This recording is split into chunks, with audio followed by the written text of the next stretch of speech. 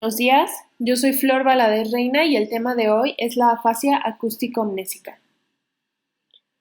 Acerca de la estructura de la exposición, empezaremos con una breve introducción seguida por las características principales de esta misma afasia. Después la exposición la dividiremos en dos temas principales. El primero será las alteraciones de la expresión verbal en la afasia acústico-mnésica y el segundo tema principal será acerca de la comprensión. La lesión de este tipo de afasia se encuentra en las partes medias, o sea, las no acústicas, del hemisferio temporal izquierdo. El lóbulo temporal medial incluye estructuras como la región hipocampal, la corteza perrinal y la corteza entorrinal. Acerca de la corteza perrinal, está formada por las áreas 35 y 36 de Brodmann. Esta va a recibir información sensorial altamente procesada de todas las regiones sensoriales y generalmente se acepta que es una región muy importante para la memoria. En cuanto a la corteza entorrinal, va a estar localizada en la circunvolución parahipocámpica y tiene contacto directo con el hipocampo. Va a incluir las áreas de Brodmann 28 y 34. Como ya vimos, estas estructuras y su conexión con la corteza cerebral se relacionan muy fuertemente con la memoria. Acerca de los rasgos principales de los pacientes con afasia acústico-mnésica son que, en primer lugar, la estructura fonémica del lenguaje va a permanecer intacta. Entonces, los pacientes no van a tener dificultad en diferenciar los sonidos del lenguaje. En segundo lugar, la estructura sintagmática del lenguaje va a estar completamente conservada. No se van a dar grandes fenómenos de perturbación del sentido de las palabras y, por último, pero lo más importante, el paciente no va a poder mantener estables las sucesivas cadenas de elementos audioverbales. Veamos entonces las alteraciones de la expresión verbal en la afasia acústico-mnésica. Primero, vamos a centrarnos en la característica más importante, que sería la última que les mencioné. El paciente no puede mantener todos los elementos que se le proporcionan. Es importante aclarar que este tipo de dificultad no se verá ni en todas las tareas ni con todos los elementos presentados al paciente, sino que más que nada no podrá repetir series de elementos audioverbales, pero elementos aislados sí podrá repetirlos y retenerlos. Empecemos entonces con las tareas de repetición verbal. Los pacientes pueden repetir fácilmente palabras independientes, pero presentan dificultades cuando han de repetir series de palabras. Si se le pone al paciente series de 3 o más palabras, será casi imposible y normalmente va a repetir la última palabra que se le dijo. Es decir, hay un factor de resencia mucho más marcado. En casos menos severos de este tipo de alteración, en la misma repetición de series de palabras, el paciente podrá repetir en la serie hasta 2 o 3 de estos elementos y no quedarse solo con una palabra. Pero esto es en caso de que la alteración no sea tan grave, pues normalmente los pacientes se quedarán solamente con el último elemento de la serie presentada. Las dificultades de repetición que presentan este tipo de pacientes pueden ser compensadas si la serie de sílabas o palabras se presentan en grupos aislados y el paciente los reproduce por separado. Es decir, como estrategia de ayuda se le puede fragmentar los estímulos al paciente. Así, de esta forma, será capaz de repetir largas series de palabras que era incapaz de repetir de forma directa. Es importante aclarar que la disminución de la memoria audioverbal está relacionada con una inhibición de las huellas auditivas y no con el fenómeno de la reducción del volumen en la memoria audioverbal. En otras palabras, habrá un elemento que sobresalga e inhiba a los demás y por eso el paciente no pueda repetirlo. Las dificultades en la codificación de la expresión verbal se van a manifestar también y podremos observar esto en las tareas de denominación. En este tipo de tareas, los pacientes van a tener dificultades cuando intentan recordar nombres o nombrar objetos. Esta es una similitud que comparten con los pacientes de afasia sensorial o acústico-agnósica. Como estos pacientes son incapaces de encontrar las palabras necesarias, van a tender a utilizar demasiadas parafasias semánticas, como por ejemplo la palabra mesa cambiarla por silla o la palabra león cambiarla por tigre. Además, se observa que los pacientes realizan etimologización de las palabras olvidadas, diciendo, por ejemplo, clavador en lugar de martillo. En cuanto a la denominación de series de objetos, En estas tareas los pacientes tienen también dificultades importantes. Aquí se puede observar que denominan en primer lugar el último objeto de los presentados, que es el factor de resencia, y en último lugar los objetos presentados al principio. Al tratar de decir el nombre del objeto, se va a observar un periodo de latencia muy largo y también se pueden encontrar parafasias. Las múltiples parafasias que se observan en este tipo de pacientes nos afirman que la inhibición de huellas audioverbales es el componente principal del mecanismo patofisiológico de la afasia acústico-amnésica, ya que el paciente no tiene problemas en saber el sentido o el significado de las palabras, sino que se está inhibiendo la palabra que se quiere nombrar, y las parafasias salen como una forma de compensación y búsqueda en la selección lexical. Como habíamos mencionado, otra característica importante de estos pacientes es que la estructura sintáctica del lenguaje está intacta. Sin embargo, las dificultades en la codificación de la expresión quedan limitadas por los defectos mnésicos. Esto se aclara con el hecho de que en la repetición de frases cortas no hay ninguna dificultad y el paciente las va a repetir correctamente. En frases más largas y complejas se van a observar más que nada los cambios de los elementos de la oración. O sea, los últimos elementos se dirán al inicio y, si logra decirlos, los elementos del inicio los dirá al final. También se puede observar la repetición de una sola palabra de la frase y el olvido de los demás elementos. En la repetición de relatos completos, el paciente conserva el sentido general de la narración y mantiene una estructura gramatical relativamente correcta de los fragmentos que el paciente dice. Sin embargo, va a ser incapaz de repetir la narración presentada como un todo. Acerca del lenguaje espontáneo se va a observar el mismo fenómeno. Se va a conservar la estructura gramatical, pero se va a observar dificultades cuando se trate de recordar las palabras individuales, recurriendo a parafasias semánticas. Ahora veamos un ejemplo de caso clínico. Paciente femenino de 44 años de edad, es ingeniera, ingresa al Instituto de Neurocirugía con la orientación diagnóstica del tumor en el lóbulo temporal izquierdo. El paciente refería cefaleas y meses después el paciente desarrolló severos defectos en el lenguaje, la escritura y el cálculo.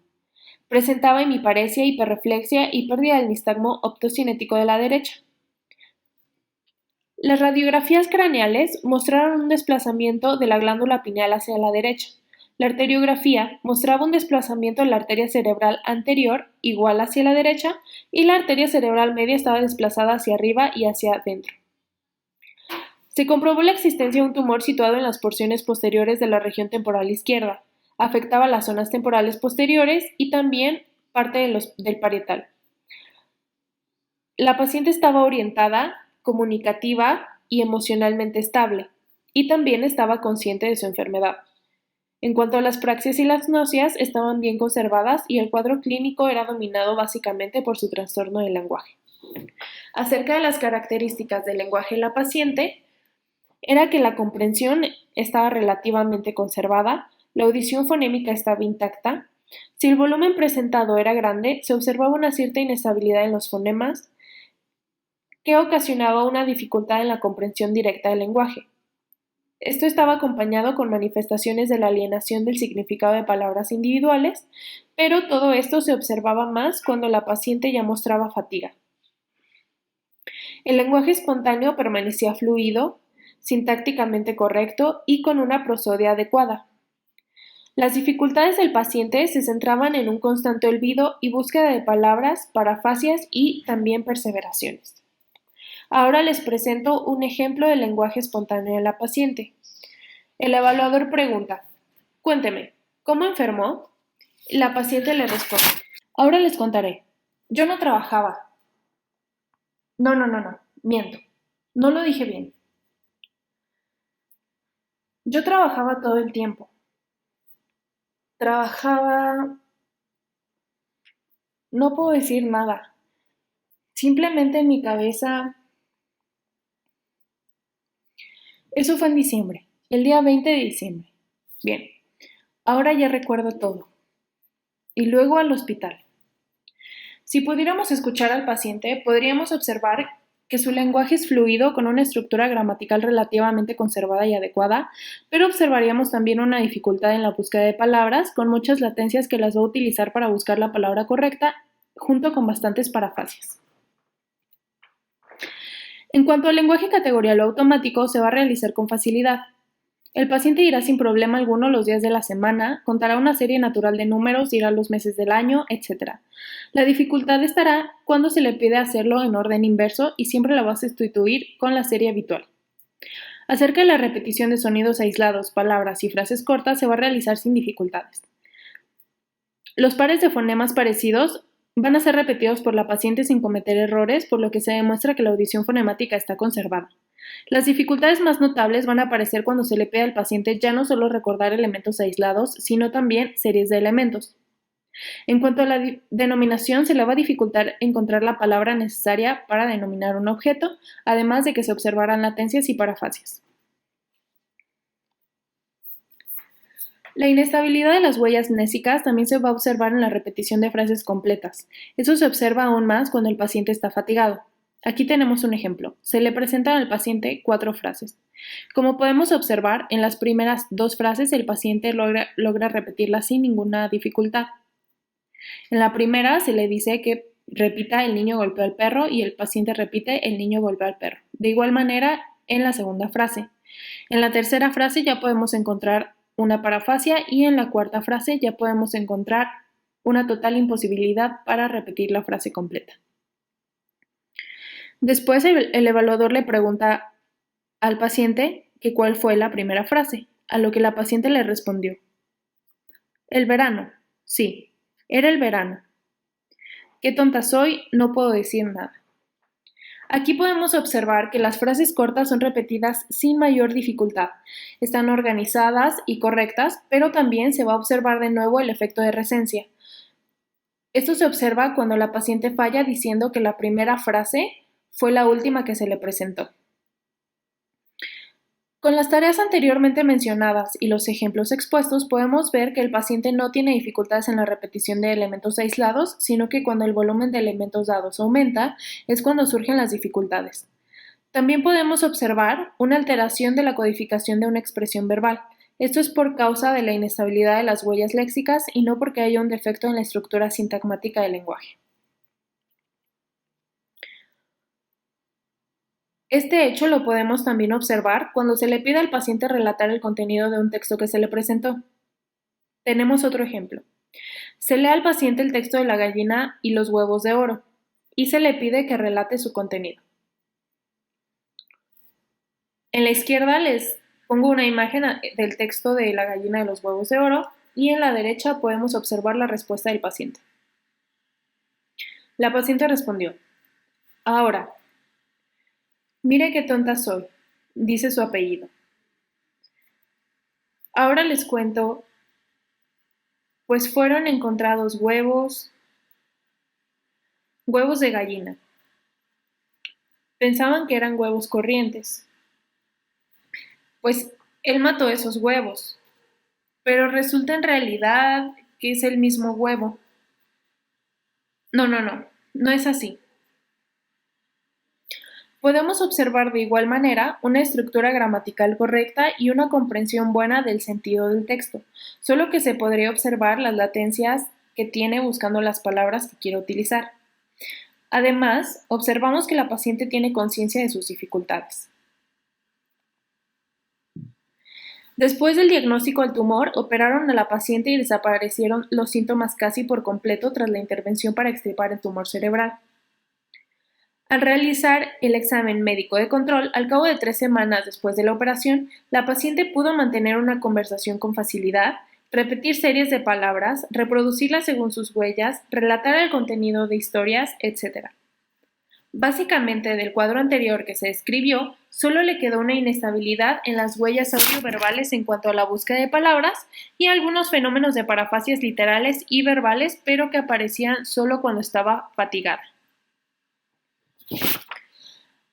Aquí tenemos un ejemplo de lenguaje espontáneo después de la operación. En la parte izquierda de su pantalla podemos observar un ejemplo del lenguaje espontáneo de la paciente antes de la operación y en la parte derecha un ejemplo después de la operación.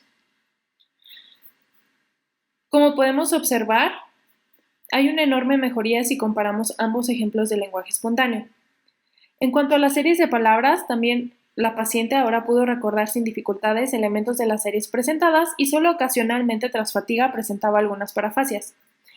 La narración de historias, de igual manera, mejoró considerablemente.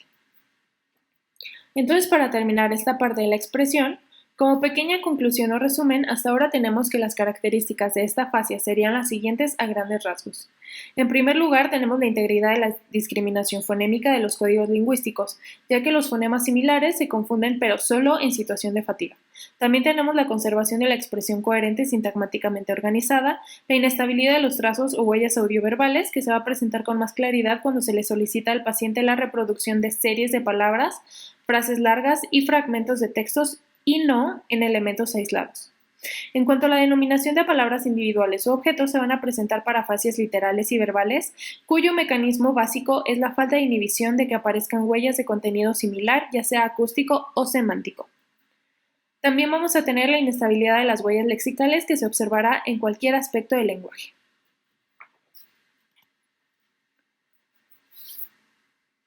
Ahora vamos con la sección número 2, que es acerca de las alteraciones de la comprensión en la afasia acústico-mnésica. Aquí veremos más que nada la importancia de dos elementos que no son propiamente lingüísticos, pero que aún así son imprescindibles para la comprensión de la comunicación. Primero es la memoria y el segundo es la selectividad de los procesos nerviosos. Empezaremos con la memoria. Como sabemos, la retención en la memoria de todos los elementos recibidos en una comunicación es una condición esencial para la decodificación adecuada del lenguaje. Es decir, cada componente o elemento de la comunicación tiene que sumarse a otro elemento y así sucesivamente para ir formando el sentido de la expresión. Entonces, la importancia de la memoria es imprescindible más que nada en la comunicación compleja que se compone de muchos eslabones e incluye estructuras distantes en las que, por ejemplo, el sujeto va a estar separado del predicado por largas series de elementos intermedios, que incluso en ocasiones formarán cláusulas independientes. La memoria operativa tiene un papel muy importante no solo en la decodificación de estructuras gramaticales exageradamente complicadas, sino que también tiene que ver con la comprensión de la comunicación de estructuras relativamente simples, pero que se van a incorporar a una cadena de elementos semánticos independientes y consecutivos. El ejemplo que ponen sobre esto es el texto del cuervo y las palomas. Como podemos observar, este texto tiene varios componentes que van formando una sucesión de acontecimientos. Por ejemplo, el primer elemento de este texto sería: un cuervo había oído decir que las palomas las alimentaban bien. Se pintó de color blanco y entró volando en el palomar. Hasta ahí sería el primer elemento de este texto. El segundo sería desde: las palomas también pensaron que era una paloma y lo admitieron. Ahí cortamos y sería el segundo elemento. El tercero sería: sin embargo, él no pudo contenerse y gritó como gritan los cuervos, entonces las palomas lo echaron. Y el cuarto elemento sería: volvió a donde estaban los suyos, pero no lo reconocieron y también lo echaron. Aquí la comprensión del sentido de cada componente consecutivo de la comunicación es posible si se entiende y retiene el sentido del eslabón anterior. Así, juntando los sentidos de cada componente del texto, se formará lo que se llama una acumulación de sentidos.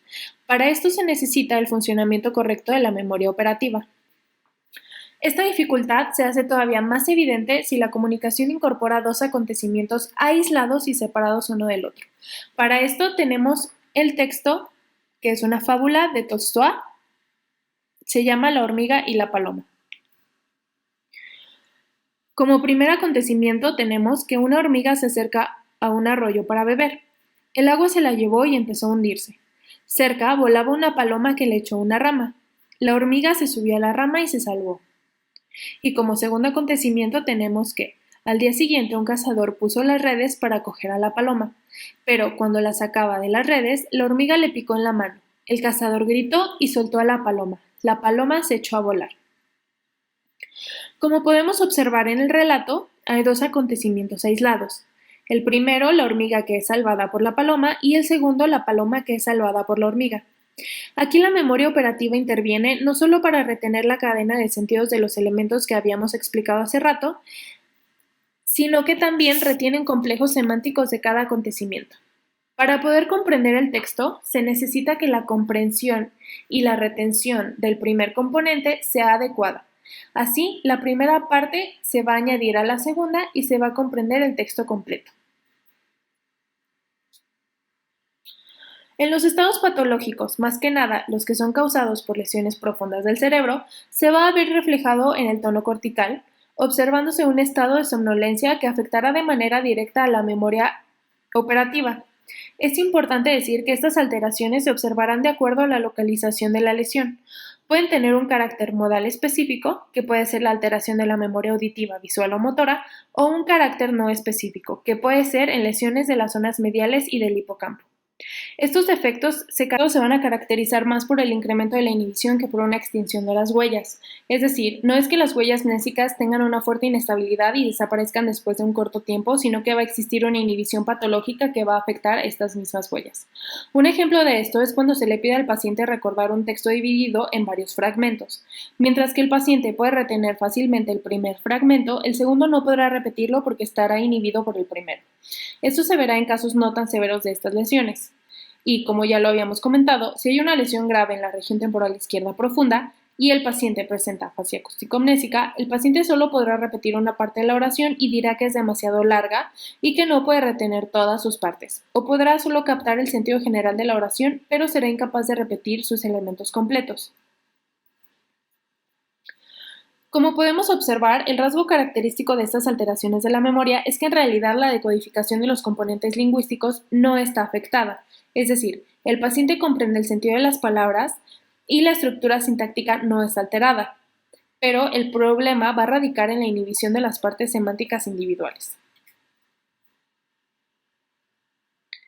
En la primera parte de este esquema podemos observar que el primer núcleo semántico de la comunicación está preservado, mientras que el segundo se ha perdido por la inhibición proactiva. En la segunda parte del esquema, en la parte derecha, las relaciones van a cambiar y a causa del freno o la inhibición retroactiva va a desaparecer el primer núcleo semántico de la comunicación, diciendo solamente el segundo núcleo. Para esto tenemos un ejemplo. Se le presenta al paciente la fábula de la hormiga y la paloma. Se le pide repetir al paciente el relato presentado. El paciente dice: he olvidado el inicio. Era un cazador que quería coger a la paloma, pero la hormiga lo mordió en la mano y no la pudo coger. Como podemos observar, solamente el paciente pudo retener el final del relato. Tras leerle nuevamente la historia, la paciente fue capaz de repetir la primera parte, pero no la segunda. Entonces la paciente dijo: la hormiga iba y empezó a hundirse. La paloma le echó una rama, el hombre tomó una red y quiso coger a la paloma y he olvidado a continuación. Como podemos observar, la reproducción de la comunicación no se altera en realidad por la desintegración de las estructuras léxicas o lógico-gramaticales, sino por la inhibición mutua de los principales componentes semánticos de la comunicación. Esto hace que solo se conserve en la memoria el primer fragmento, mientras que el segundo se inhibe. Cuando podemos observar que solo se conserva en la memoria el primer fragmento del relato, a esto se le llama inhibición proactiva. Si podemos observar, en cambio, que solo permanece el último fragmento y el primero se inhibe, podemos decir que se llama inhibición retroactiva. Además de la memoria, existe otro factor que no es lingüístico propiamente, pero que también es clave para la correcta comprensión del lenguaje. Esto es la alta selectividad de los procesos nerviosos, y esta selectividad es responsable de inhibir las asociaciones incontroladas e interferentes y mantener así la constancia de la comunicación codificada. La comunicación que llega a un individuo cae siempre en el terreno de las uniones preexistentes y establecidas a lo largo de su experiencia anterior. Algunas de estas asociaciones son secundarias en relación a la comunicación dada, pero la sólida impresión previa hace que su aparición sea más probable. Para la correcta comprensión del lenguaje, se necesita inhibir este tipo de asociaciones secundarias que van surgiendo. Esto solo se hace si los sistemas contextuales de las asociaciones son dominantes y se inhiben las asociaciones interferentes. En condiciones normales, la selectividad en las asociaciones y la inhibición de todo elemento interferente se produce con relativa facilidad. La situación es totalmente distinta si el tono cortical está disminuido y la corteza se sitúa en un estado igualizante. Con igualizante me refiero a que los estímulos importantes empiezan a provocar la misma respuesta que los estímulos de poca importancia, y las asociaciones secundarias, que serían los estímulos no importantes, surgirían con la misma probabilidad que tienen los estímulos importantes. Dicho de otro modo, no habría selectividad de las asociaciones que es propia del contexto de la comunicación presentada. Esta aparición de asociaciones secundarias llega a ser un fenómeno permanente y típico en ciertos estados patológicos del cerebro a causa de lesiones situadas en regiones profundas, ya que disminuyen el tono cortical y hacen que la corteza se sitúe en un estado fluctuante de somnolencia. En estos casos domina la aparición de asociaciones incontrolables e irrelevantes y altera la posibilidad de curso selectivo de los procesos semánticos, así que terminará afectando la decodificación. Es importante decir que estas asociaciones son casi imposibles de dominar y distraen al paciente fácilmente, cambiando el tema del mensaje por las asociaciones secundarias. Como pequeña conclusión de esta parte, podemos decir que en la afasia acústico-amnésica está afectada la memoria audioverbal, pero no por una reducción del volumen, sino por una inhibición de elementos de una cadena. Además, estará afectada la selectividad de los elementos, ya que se observan asociaciones secundarias en este tipo de afasia. Por mi parte sería todo, les agradezco mucho.